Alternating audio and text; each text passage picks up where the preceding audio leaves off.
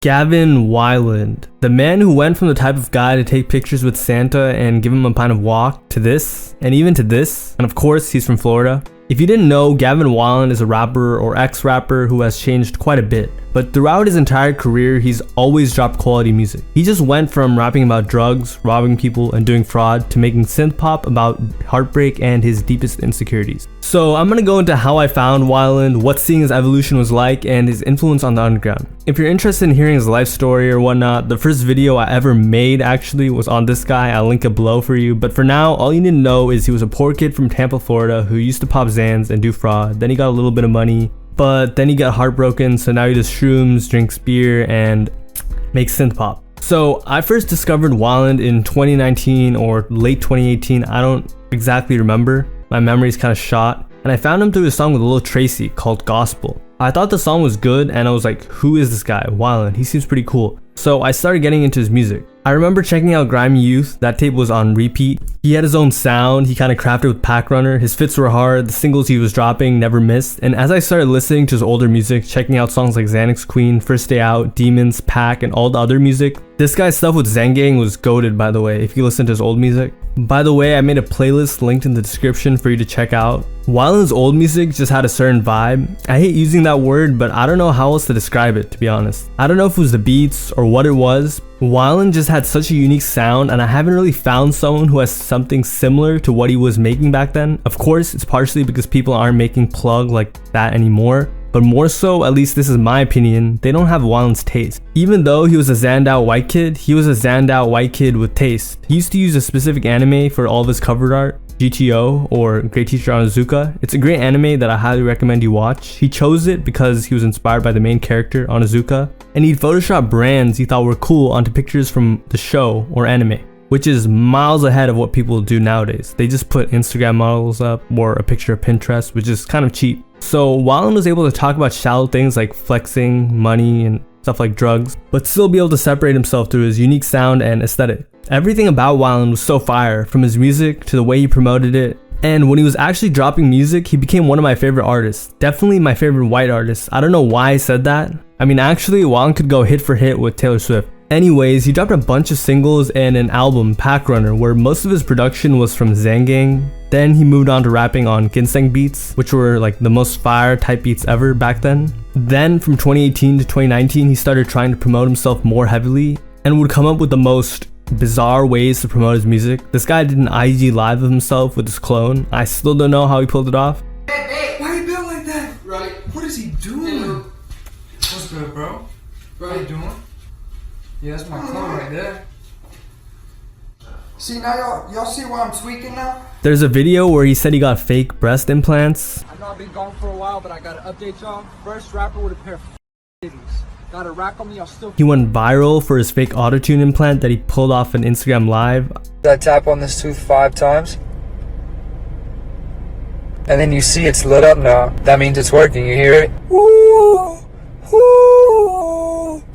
Yeah, big bang! I don't really know the point of that one though. I don't really think anyone went from the video and checked out his music, but okay. As I just said, these gimmicks didn't really get him anywhere, unfortunately. The best thing you can do to promote your music is have a cool image and aesthetic. He did that really well, but he didn't drop any music videos, which definitely hurt him looking back. After Grimy Youth dropped, he dropped a bunch of singles in 2019. By the way, they were all really good songs like Seasons, Cry, Colors, Count It Out. He signed a deal with Victor Victor in New York alongside Summers as well that year. By the way, I have to mention this, he was friends with Yeet. Yeet's manager, Lil Nextstyle, was an A&R at Victor Victor, and he was the guy who actually signed Weiland and Summers to Victor Victor, so that's how they had that connection.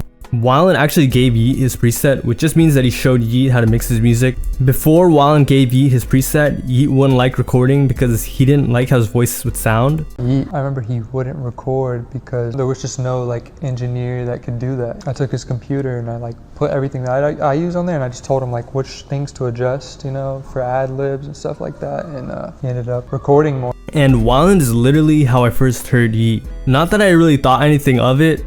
I definitely didn't think he was where he would be now, or huge, or really big at all, to be honest. But Weiland really put on for Yeet. I don't even know why, he just seemed to really believe in him. They even collabed on a Vices era leak called Temptation. That's pretty good. Unfortunately, they don't seem to be close anymore. During the time after Grimy Youth and his next album, Something that Weiland fans will still ask for today are the snippets he released. He teased about 30 snippets, I'd say, that are all amazing. And the worst part is we're never getting any of them. This guy keeps his circle small, so there are literally no chances of any leaks. I remember his music leaked once and it wasn't even a full song, it was just an empty beat. But these snippets like Trapped, Hills, Never Fold, Like Me, No Way Out, Jug Maybe, there's so many more. Some of them, like Low Profile, would eventually be released, but the majority stay in the vault, which is unfortunate, but also created this allure to Weiland, which I guess you could say helped him. I don't know though.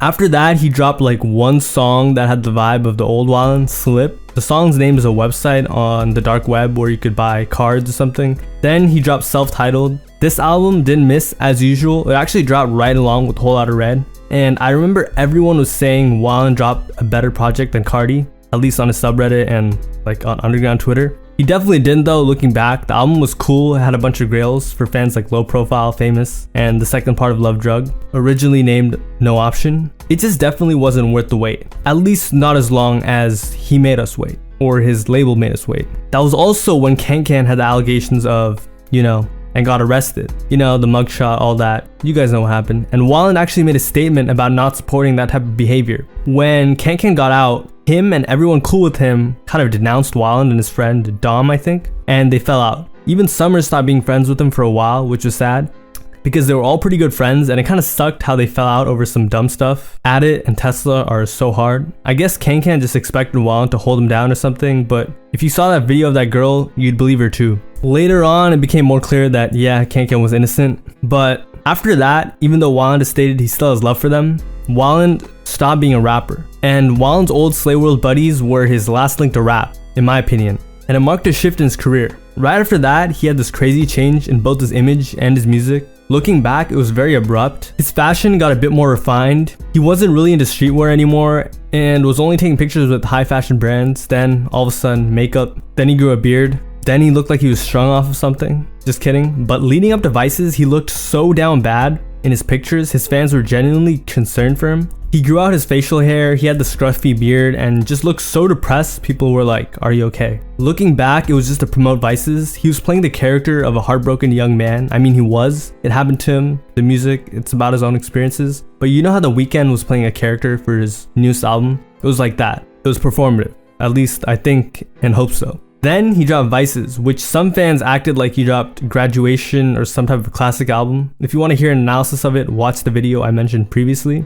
Others thought it was garbage. My opinion lies somewhere in between. I thought some of the songs were cool, like Dangerous Woman and Broken Ego. But overall, not great. It wasn't bad, it just wasn't for me or most of his fans on SoundCloud. Rap to synth pop is like going from being straight edge to smoking crack. It's a pretty wild jump most people just aren't gonna take. Since then, other than posting a couple times about his next album that will be American Pop and taking over a year to ship his merch and vinyl, he hasn't really done much. So now let's talk about Weiland's influence. Musically, he was one of the pioneers of the plug genre. Him and Zangang were like Kobe and Shaq. People don't really make beats like that anymore, but I actually really like them. So that's as far as it is musically, to be honest. He was just the first to do a lot of things. Weiland also kind of laid out the blueprint for up and coming underground rappers trying to come up, dress well, have a cool persona, have something for your fans to identify with, some type of lingo. I'm talking about the whole pack runner thing, and of course, have really good music to back it up. Recently, he's been more open. He randomly started tweeting about heartbreak. There are TikToks of him with cat ears and stuff. He's become a case study of what e-girls can do to a man. So to wrap it all up, when I first became a fan of Weiland, I was kind of infatuated with his image as well as the music he was putting out.